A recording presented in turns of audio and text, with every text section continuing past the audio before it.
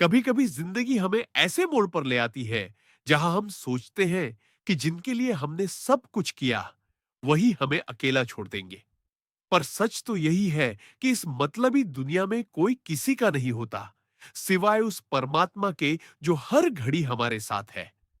नमस्कार प्यारे दोस्तों, आपके अपने चैनल स्टोरी वाली यात्रा पर आपका हार्दिक स्वागत है। आज मैं आपको सुनाने जा रहा हूं एक ऐसी भावनात्मक और सच्चाई से भरी कहानी जो आपके दिल को छू लेगी और जिंदगी के बारे में आपको नया दृष्टिकोण देगी। आइए कहानी शुरू करते हैं। एक छोटे से कस्बे में सत्यनारायण नाम का व्यक्ति रहता था। लोग उसे प्यार से सत्य कहते थे। सत्य बचपन से ही सरल स्वभाव का, दयालु और मददगार था। उसका मानना था कि इंसान का असली धर्म दूसरों की सेवा करना है। शायद इसी कारण वह हमेशा दूसरों की परेशानियों को अपनी परेशानी समझता और मदद के लिए हर संभव प्रयास करता। उसके पिता किसान थे और मां गृहिणी। परिवार साधारण था, लेकिन संस्कार बहुत ऊंचे थे। बचपन से ही सत्य को यही सिखाया गया कि अगर तुम्हारे पास दो रोटियां हो तो एक अपने पड़ोसी के साथ बांट लो। यही शिक्षा सत्य की जिंदगी की नींव बन गई। धीरे धीरे समय बीता और सत्य बड़ा हुआ। पढ़ाई में वह औसत था, लेकिन व्यवहार और मदद के स्वभाव के कारण पूरे गांव का चहेता बन गया। गांव का कोई भी इंसान किसी मुसीबत में पड़ता तो सबसे पहले उसे याद करता। एक बार की बात है, गांव में भयंकर बाढ़ आ गई। लोग अपने घरों को छोड़कर ऊंचे स्थानों पर भागने लगे। उस समय भी सत्य ने अपनी जान जोखिम में डालकर कई परिवारों को सुरक्षित स्थान तक पहुंचाया। लोगों ने उसे उस दिन गांव का देवता कहा। पर यही लोग जिनकी जान उसने बचाई थी, धीरे धीरे बदलते गए। समय के साथ सत्य ने मेहनत कर एक छोटी सी दुकान खोली। दुकान से उसका परिवार अच्छे से चलने लगा, लेकिन उसकी आदत वही रही, दूसरों की मदद करना। कई बार वह गरीबों को उधार सामान दे देता और कई बार तो बिना पैसे लिए ही दे देता। गांव के कुछ लोग यह देख मुस्कुराते, पर भीतर ही भीतर सोचते कि यह मूर्ख है, कब तक दूसरों पर खर्च करेगा। जब खुद पर मुश्किल आएगी तो यही लोग इसे छोड़ देंगे। और जैसा कि जिंदगी का नियम है, वही दिन आया। एक दिन सत्य के पिता को गंभीर बीमारी हो गई। डॉक्टर ने कहा कि तुरंत बड़े शहर के अस्पताल ले जाना होगा, वरना हालत बिगड़ जाएगी। परिवार पर अचानक भारी संकट टूट पड़ा। इलाज के लिए बहुत पैसे चाहिए थे। सत्य ने सबसे पहले अपनी दुकान से जो भी बचत थी वो लगाई। फिर रिश्तेदारों और दोस्तों से मदद मांगी। शुरुआत में सबने दिलासा दिया, तू चिंता मत कर, हम तेरे साथ हैं। लेकिन जब पैसे देने की बारी आई तो बहाने बनने लगे। कोई कहता, अभी तो खुद पर कर्ज है। कोई कहता, कल दूंगा, और कल कभी आया ही नहीं। सत्य, जिसने सालों से सबकी मदद की थी, उसी के दरवाजे पर ताले लग गए। जिनके लिए उसने बिना सोचे समझे अपना सब कुछ लुटाया था, वही उसे अकेला छोड़ गए। उस रात सत्य मां के आंसू और पिता की सांसों की लड़खड़ाहट देखकर टूट गया। बरामदे में बैठा वो सोच रहा था, क्या सचमुच इस दुनिया में कोई किसी का नहीं होता? जिन लोगों के लिए मैंने सब कुछ किया, वही आज मुझे पहचानने से इनकार कर रहे हैं। क्या यह वही दुनिया है जिसे मैंने अपना माना था? उसकी पत्नी लक्ष्मी चुपचाप पास आकर बैठ गई। उसने धीरे से सत्य का हाथ पकड़कर कहा, सत्य, तू क्यों इतना दुखी है? तूने जो किया वो तेरी आत्मा की सच्चाई थी। लोग अगर मतलबी निकले तो उसमें तेरा दोष नहीं है। याद रख, जब सब साथ छोड़ दें तो केवल भगवान साथ रहते हैं। हमें उनके भरोसे रहना चाहिए। सत्य ने आंसू पोंछे, लेकिन मन के भीतर गहरी चोट लगी थी। अगले दिन वह पिता को शहर लेकर गया। जैसे तैसे जमीन का छोटा टुकड़ा बेचकर इलाज कराया। पर बीमारी लंबी थी और खर्चा लगातार बढ़ता गया। इस बीच गांव के वही लोग जो पहले उसके सामने हाथ जोड़ते थे, अब उसकी हालत पर ताना मारते। देखा, दूसरों के लिए कितना किया, अब खुद कंगाल हो गया। सत्य हर ताने को सहन करता रहा, पर अंदर ही अंदर उसे लगने लगा कि इंसान को इस मतलबी दुनिया में किसी पर भरोसा नहीं करना चाहिए। फिर भी उसके भीतर इंसानियत जिंदा थी। वह टूटकर भी किसी गरीब को खाली हाथ नहीं लौटाता था। समय बीता, पिता का निधन हो गया। यह सत्य के जीवन का सबसे बड़ा आघात था। उसने सोचा कि अब शायद लोग उसका दर्द समझेंगे, लेकिन ऐसा कुछ नहीं हुआ। लोग 2 दिन शोक जताकर अपने अपने कामों में व्यस्त हो गए। उस दिन सत्य की आत्मा रो पड़ी। सचमुच इस दुनिया में कोई किसी का नहीं होता। पर कहानी यही खत्म नहीं होती। असली मोड़ तो तब आया जब सत्य खुद गंभीर बीमार हो गया। गांव में खबर फैल गई। जिनसे उसने सालों तक निस्वार्थ प्रेम किया, मदद की, वही लोग उसकी चौखट तक ना आए। बस उसकी पत्नी और 2 छोटे बच्चे थे जो उसकी सेवा कर रहे थे। एक रात सत्य बिस्तर पर लेटे लेटे ईश्वर से बात कर रहा था। हे प्रभु, अगर यही सच है कि इस दुनिया में कोई किसी का नहीं होता, तो आपने मुझे इतना दयालु क्यों बनाया? क्यों मैंने सबका साथ दिया और बदले में अकेलापन पाया? तभी उसके भीतर एक आवाज गूंजी, सत्य, दुनिया मतलबी है, ये सच है। लेकिन तूने जो इंसानियत निभाई वो व्यर्थ नहीं गई। लोग तुझे छोड़ सकते हैं, पर मैं तुझे कभी नहीं छोड़ूंगा। तू दूसरों के लिए जो करता रहा वही तेरा असली धन है। मत भूल, हर कर्म का फल मिलता है, अच्छा भी और बुरा भी। उस आवाज ने सत्य के भीतर अजीब सी शक्ति भर दी। उसने सोचा कि अगर दुनिया मतलबी है, तो भी मैं अपने स्वभाव को क्यों बदलूं? क्या सिर्फ इसीलिए कि लोग मेरे साथ नहीं हैं, मैं भी कठोर बन जाऊं? नहीं, मैं वही रहूंगा जो हूं। यही से उसकी सोच बदल गई। धीरे धीरे वह बीमारी से ठीक हुआ। उसने फिर से छोटी दुकान संभाली और धीरे धीरे जीवन पटरी पर आया। अब वह पहले से भी अधिक मजबूत हो गया था। फर्क बस इतना था कि अब वह लोगों से उम्मीद नहीं रखता था। वह केवल भगवान पर और अपने कर्मों पर भरोसा करता था। और यही सच्चाई है दोस्तों। इस मतलबी दुनिया में कोई किसी का नहीं होता। जो साथ रहता है वह है आपका आत्मविश्वास और परमात्मा की कृपा। सत्य के जीवन में अब सब कुछ पहले जैसा तो नहीं रहा, लेकिन वह पहले से अधिक समझदार और मजबूत हो चुका था। वह अब यह भली भांति जान गया था कि इंसान का असली सहारा लोग नहीं, बल्कि उसका आत्मबल और प्रभु की कृपा होती है। उसकी पत्नी लक्ष्मी अक्सर कहती, सत्य, तेरा दिल सोने का है, लेकिन अब यह जरूरी है कि तू अपनी अच्छाई पर ताले लगाना सीख। दुनिया तेरे भावनाओं का फायदा उठाती है। सत्य मुस्कुरा देता, लेकिन उसके भीतर से आवाज आती, अगर मैं बदल गया तो इस दुनिया में और क्या बचेगा? मतलबी लोग तो वैसे ही हैं। अगर अच्छे लोग भी मतलबी बन जाइए, तो फिर इंसानियत का क्या होगा? यही सोचकर वह अपनी राह चलता रहा। धीरे धीरे उसके बच्चे बड़े होने लगे। बेटा अभय पढ़ाई में तेज था और बेटी अनामिका का मन संगीत में था। अभय का सपना था कि वह बड़ा होकर डॉक्टर बने ताकि लोगों की सेवा कर सके। ये सपना सुनकर सत्य की आंखों में चमक आ जाती। वो सोचता, मैंने जीवन भर लोगों की मदद की और बदले में कुछ नहीं पाया। शायद मेरे बेटे का जीवन दूसरों के लिए सच्चा सहारा बने। समय बीता। अभय शहर जाकर पढ़ने लगा। सत्य ने अपनी छोटी दुकान और खेत बेचकर बेटे की पढ़ाई पर खर्च किया। लोग फिर बातें बनाने लगे, देखो, यह आदमी सुधरेगा नहीं, अब खुद बूढ़ा हो रहा है, फिर भी अपनी संपत्ति बेटा पर लुटा रहा है। अगर बेटा काबिल ना निकला तो? सत्य बस मुस्कुराता।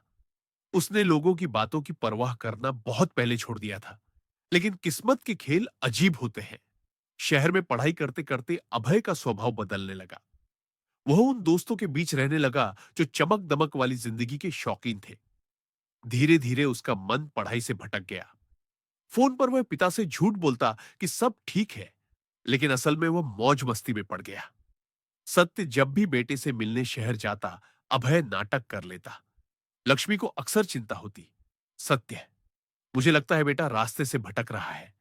लेकिन सत्य हमेशा उसे समझाता, नहीं लक्ष्मी, हमारा बेटा अच्छा है, उसे हमने संस्कार दिए हैं, वो कभी गलत नहीं करेगा।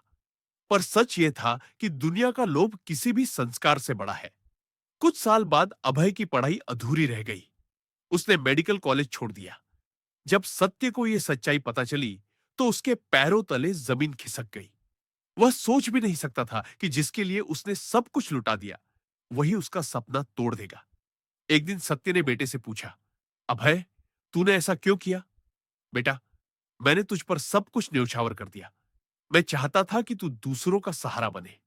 अभय ने चिढ़कर जवाब दिया, बाबा, आप भी अजीब हो। किस जमाने में जी रहे हैं? आजकल किसी की सेवा से कुछ नहीं मिलता, पैसा ही सब कुछ है। आप सारी उम्र लोगों के लिए मरते रहे और बदले में क्या मिला?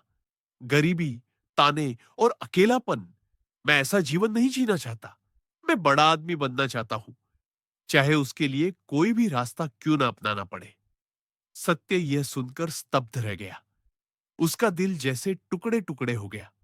वही बेटा जिसके लिए उसने सब कुछ दांव पर लगाया था, वही आज उसके सिद्धांतों का मजाक उड़ा रहा था। उस रात सत्य बरामदे में बैठा था। आसमान में चांद चमक रहा था। उसने ईश्वर से कहा, प्रभु, क्या यही सच्चाई है? जिनके लिए मैंने सब कुछ किया, वही मेरा नहीं हुआ। पिता पुत्र का रिश्ता भी अब स्वार्थ पर टिक गया। तो सचमुच इस मतलबी दुनिया में कोई किसी का नहीं होता। लक्ष्मी उसके पास आई। उसने धीरे से कहा, सत्य, तू टूट क्यों रहा है? बेटा अभी छोटा है, शायद समझदारी नहीं आई। समय के साथ सब सुधर जाएगा। तू बस अपने कर्मों में विश्वास रख। लेकिन सत्य के दिल में गहरी चोट बैठ चुकी थी। धीरे धीरे साल बीत गए। सत्य बूढ़ा हो चुका था। दुकान भी अब पहले जैसी नहीं चलती थी। शरीर कमजोर था, पर आत्मा अब भी मजबूत थी। अभय अब शहर में किसी व्यापार में लग गया था। पैसे तो उसने कमा लिए, लेकिन अपने माता पिता से दूरी बना ली। महीनों बीत जाते, पर न कोई खबर, न कोई मुलाकात। सत्य और लक्ष्मी अब अकेले रह गए थे। गांव के लोग जो कभी उनकी मदद के लिए बुलाते थे, अब भी उन्हें पहचानते तो थे, लेकिन किसी को उनके हालात से मतलब नहीं था। सब अपने अपने जीवन में व्यस्त थे। सत्य हर सुबह मंदिर जाता, भगवान के सामने दीपक जलाता और प्रार्थना करता, प्रभु, मुझे और कुछ नहीं चाहिए, बस मेरे बेटे बेटी को सही राह दिखाना।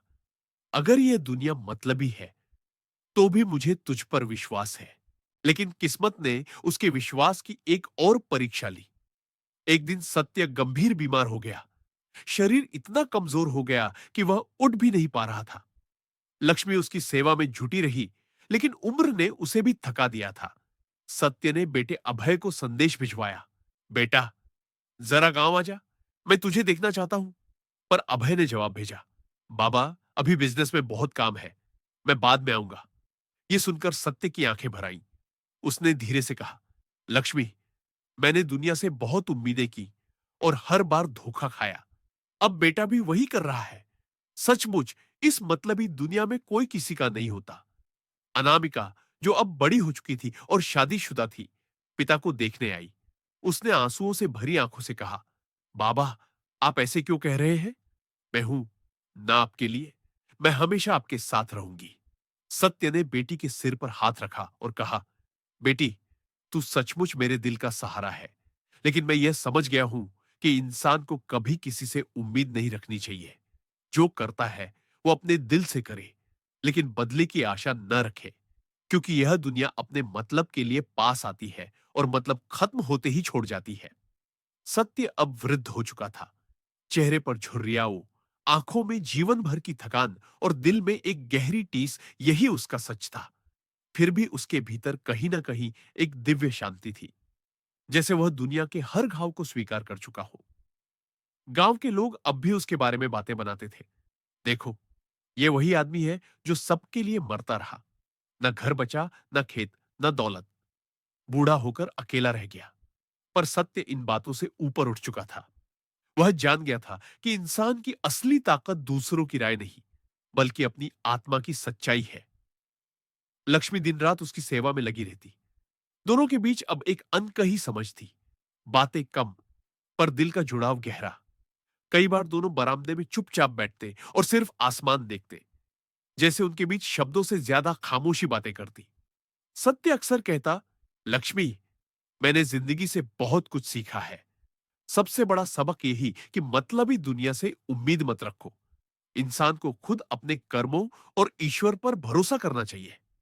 लक्ष्मी चुपचाप उसकी आंखों में देखती और कहती, सत्य, तू सही कहता है, लेकिन मुझे गर्व है कि तूने कभी अपनी अच्छाई नहीं छोड़ी। दुनिया मतलबी रही, लेकिन तूने इंसानियत निभाई। समय अपनी चाल चलता रहा। एक दिन अचानक गांव में एक हादसा हुआ। नदी में नाव पलट गई और कई लोग डूबने लगे। गांव वाले घबराकर किनारे से चिल्लाने लगे। सबको अपनी जान प्यारी थी। कोई आगे बढ़ने की हिम्मत नहीं कर रहा था। तभी बूढ़ा सत्य, जिसकी सांसें अब कमजोर थी, वहां पहुंच गया। उसने बिना सोचे अपनी लाठी फेंकी और लोगों को खींच खींच कर बाहर निकाला। उसकी हालत इतनी नहीं थी कि वह यह सब कर सके, पर इंसानियत ने उसे ताकत दी। गांव वाले दंग रह गए। वे समझ गए कि जिस आदमी को वे बेचारा समझते थे, वही असली हीरो है। लेकिन उसी दिन की ठंडक और मेहनत ने सत्य की सेहत और बिगाड़ दी। घर लौटते ही वह तेज बुखार से कांपने लगा। लक्ष्मी और अनामिका रोने लगी। सत्य ने धीरे से कहा, रो मत, मैंने अपना कर्तव्य निभाया है। अगर मेरी जिंदगी का यही आखिरी पड़ाव है, तो मैं संतुष्ट हूं, क्योंकि मैंने किसी का सहारा बनकर अपने कर्म निभाकर ही जिया है। इसी बीच अभय को भी खबर पहुंची। वह कई साल बाद गांव लौटा, लेकिन अब हालात बदल चुके थे। उसके पास पैसे थे, गाड़ियां थी, पर पिता के सामने खड़े होते ही उसकी नजरें झुक गई। सत्य बिस्तर पर लेटा था। उसने बेटे को देखा और मुस्कुराया। आ गया बेटा? अभय की आंखों से आंसू बहने लगे। वह पिता के पैरों में गिरकर बोला, बाबा, मुझे माफ कर दो। मैं गलत था। मैंने सोचा कि पैसा ही सब कुछ है। लेकिन आज मैं समझ गया हूं कि आपके जैसा इंसान ही सबसे बड़ा धनवान है। मैंने आपको अकेला छोड़कर सबसे बड़ा पाप किया। सत्य ने कांपते हाथों से बेटे का सिर सहलाया और कहा, बेटा, गलती हर इंसान से होती है। मुझे तुझसे कोई शिकायत नहीं। तू अब समझ गया, यही काफी है। याद रख, मतलबी दुनिया से डरना मत, लेकिन मतलबी मत बनना, क्योंकि अगर इंसान अपने स्वार्थ के लिए जीने लगे तो इंसानियत मर जाती है। अभय फूट फूट कर रोने लगा। उसे एहसास हुआ कि जिसने उसे जन्म दिया, वही सच्चा मार्गदर्शक था। कुछ दिन बाद सत्य की हालत और बिगड़ गई। उसने आखिरी बार लक्ष्मी और बच्चों को पास बुलाया। लक्ष्मी, तूने हमेशा मेरा साथ दिया, तेरा आर्नी रहूंगा। अभय, अब तू अपनी मां और बहन का सहारा बनना। और बेटी, तू हमेशा अपने दिल की सुनना। फिर उसने आसमान की ओर देखा और मुस्कुराकर कहा, प्रभु, धन्यवाद कि तूने मुझे यह समझाया कि इस मतलबी दुनिया में कोई किसी का नहीं होता, लेकिन यह भी सिखाया कि अगर इंसान चाहे तो दूसरों के लिए भगवान का रूप बन सकता है। मैंने ये कोशिश की, अब सब तेरे हवाले। उसके होठों पर मुस्कान थी और आंखों से एक आंसू ढलका। धीरे धीरे उसकी सांसें थम गई। पूरा गांव शोक में डूब गया। जिन लोगों ने जीवन भर उसे मतलबी दुनिया में अकेला छोड़ दिया था, वही अब उसके अंतिम संस्कार में रो रहे थे। लेकिन अब बहुत देर हो चुकी थी। सत्य की अंतिम यात्रा में सैकड़ों लोग शामिल हुए। सब कह रहे थे, सचमुच यह इंसान अलग था। इसने हमें सिखाया कि इंसानियत सबसे बड़ी संपत्ति है। लक्ष्मी, अभय और अनामिका की आंखों से आंसू रुक नहीं रहे थे, लेकिन उनके दिल में गर्व था कि उन्होंने एक सच्चा इंसान खोया है। और दोस्तों, यही इस कहानी की सबसे बड़ी सीख है। इस मतलबी दुनिया में सचमुच कोई किसी का नहीं होता। लोग मतलब से पास आते हैं और मतलब खत्म होते ही दूर चले जाते हैं। लेकिन अगर इंसान अपने कर्मों और भगवान पर भरोसा रखे, तो वह कभी अकेला नहीं होता। सत्य का देहांत हो चुका था, लेकिन उसके जाने के बाद भी उसकी यादें गांव और अपने परिवार के दिलों में गहराई से बस गई। अंतिम संस्कार के बाद जब लोग लौट गए, तो लक्ष्मी बरामदे में अकेली बैठी थी। उसकी आंखें सूखी थी, जैसे सारे आंसू बह चुके हों, पर भीतर कहीं गहरी खामोशी थी। उसने आसमान की ओर देखा और बुदबुदाई, सत्य, तूने हमेशा कहा था कि इस मतलबी दुनिया में कोई किसी का नहीं होता, लेकिन तू मेरा था। तू हमेशा रहेगा। बेटा अभय पास बैठा था। वह अब बिल्कुल बदल चुका था। पिता के शब्द उसकी आत्मा पर अंकित हो चुके थे। वह मां के पैरों में बैठकर बोला, मां, मैं जानता हूं कि मैंने बाबा को बहुत दुख दिया, लेकिन अब मैं उनकी सीख पर चलूंगा। मैं अब वही करूंगा जो बाबा चाहते थे, दूसरों का सहारा बनना, बिना मतलब इंसानियत निभाना। लक्ष्मी ने बेटे के सिर पर हाथ रखा और कहा, बेटा, यही तुम्हारा सबसे बड़ा प्रायश्चित होगा। याद रखो, तुम्हारे बाबा चले गए, लेकिन उनके विचार जीवित हैं। अगर तुमने उन्हें अपने जीवन में उतार लिया, तो वही उनकी सच्ची श्रद्धांजलि होगी। दिन बीतते गए। अभय ने अपने व्यापार से जो पैसा कमाया था, उसका बड़ा हिस्सा समाज सेवा में लगाना शुरू किया। उसने गांव में एक छोटा सा अस्पताल खुलवाया, ताकि कोई भी गरीब इलाज के अभाव में ना मरे। उस अस्पताल का नाम उसने अपने पिता के नाम पर रखा। सत्य सेवा केंद्र। जब उद्घाटन हुआ तो पूरे गांव के लोग इकट्ठा हुए। मंच पर खड़े होकर अभय ने रोते हुए कहा, मेरे पिता सत्यनारायण ने मुझे सिखाया कि इस मतलबी दुनिया में कोई किसी का नहीं होता, लेकिन उन्होंने यह भी सिखाया कि इंसान अगर चाहे तो सबका बन सकता है। आज मैं जो भी हूं उनके कारण हूं। यह अस्पताल उनकी याद में है, ताकि कोई भी इंसान अकेला महसूस न करे। गांव के लोग जो कभी सत्य को अकेला छोड़ गए थे, अब सिर झुकाकर रो रहे थे। उन्हें समझ आया कि वे कितने स्वार्थी थे। पर अभय ने कहा, आप सब मेरे पिता को लेकर कुछ भी सोचते रहे, लेकिन आज उनका सपना पूरा करना ही मेरी सबसे बड़ी जीत है। आइए हम सब मिलकर ऐसा समाज बनाइए जहां कोई अकेला ना हो। समय बीता और धीरे धीरे सत्य सेवा केंद्र की ख्याति दूर दूर तक फैल गई। लोग वहां न केवल इलाज के लिए आते, बल्कि इंसानियत की मिसाल देखने भी आते। अनामिका भी अक्सर अस्पताल में संगीत कार्यक्रम आयोजित करती। उसका मानना था कि संगीत आत्मा की दवा है। जब वह गाती तो मरीजों की आंखों में आंसू आ जाते और वे भीतर से हल्का महसूस करते।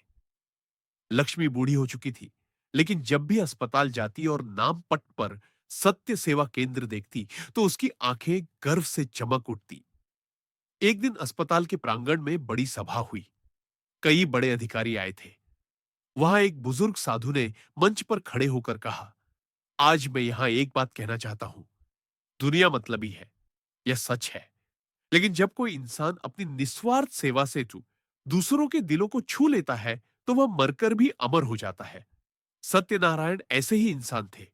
आज उनका शरीर नहीं है, लेकिन उनका नाम, उनकी सीख और उनकी आत्मा यह हर जगह जीवित है। यह सुनकर वहां मौजूद हर इंसान की आंखें भर आई। अभय के मन में पिता की छवि बार बार उभर रही थी। वह बूढ़ा चेहरा, थकी हुई आंखें, लेकिन दिल से हमेशा मुस्कुराते हुए शब्द, बेटा, मतलबी मत बनना, क्योंकि अगर इंसानियत खो दी तो सब कुछ खो दिया। उस रात अभय देर तक अस्पताल की खिड़की से आसमान देखता रहा। उसने मन ही मन कहा, बाबा, आपने सही कहा था।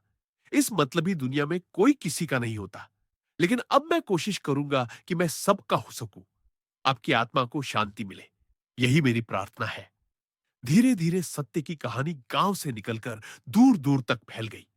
लोग अपने बच्चों को उसकी मिसाल देते, देखो, इंसान को सत्यनारायण जैसा होना चाहिए, जिसने जिंदगी भर सबकी मदद की और मरकर भी इंसानियत की मशाल जला गया। और दोस्तों, यही इस कहानी का सार है। हम सब इस मतलबी दुनिया में रहते हैं, जहां लोग अपने अपने स्वार्थ के लिए एक दूसरे के पास आते हैं और मतलब खत्म होते ही दूर चले जाते हैं। लेकिन अगर हम चाहें तो इस स्वार्थी भीड़ में भी इंसानियत की लौ जला सकते हैं। सत्यनारायण ने हमें यह सिखाया कि इंसान अगर अपने कर्मों में सच्चा हो और ईश्वर पर भरोसा रखे, तो वह अकेला होकर भी दुनिया के लिए प्रेरणा बन जाता है। अंतिम संदेश तो प्यारे दोस्तों, आपने सुनी यह दिल को छू लेने वाली कहानी। इस मतलबी दुनिया में कोई किसी का नहीं होता। उम्मीद है कि यह कथा आपको सोचने पर मजबूर करेगी और आपके जीवन में एक नई दिशा देगी। याद रखिए, दुनिया मतलबी हो सकती है, लेकिन आपका दिल नहीं होना चाहिए। इंसानियत से बढ़कर कोई धर्म नहीं और सच्चाई से बड़ा कोई धन नहीं। दोस्तों, अगर आपको ये कहानी पसंद आई हो तो कृपया हमारे चैनल स्टोरी वलियत्रा को लाइक, शेयर और सब्सक्राइब जरूर करें। और कमेंट में लिखना ना भूलें, मैं भी इंसानियत के रास्ते पर चलने का संकल्प लेता हूं। धन्यवाद।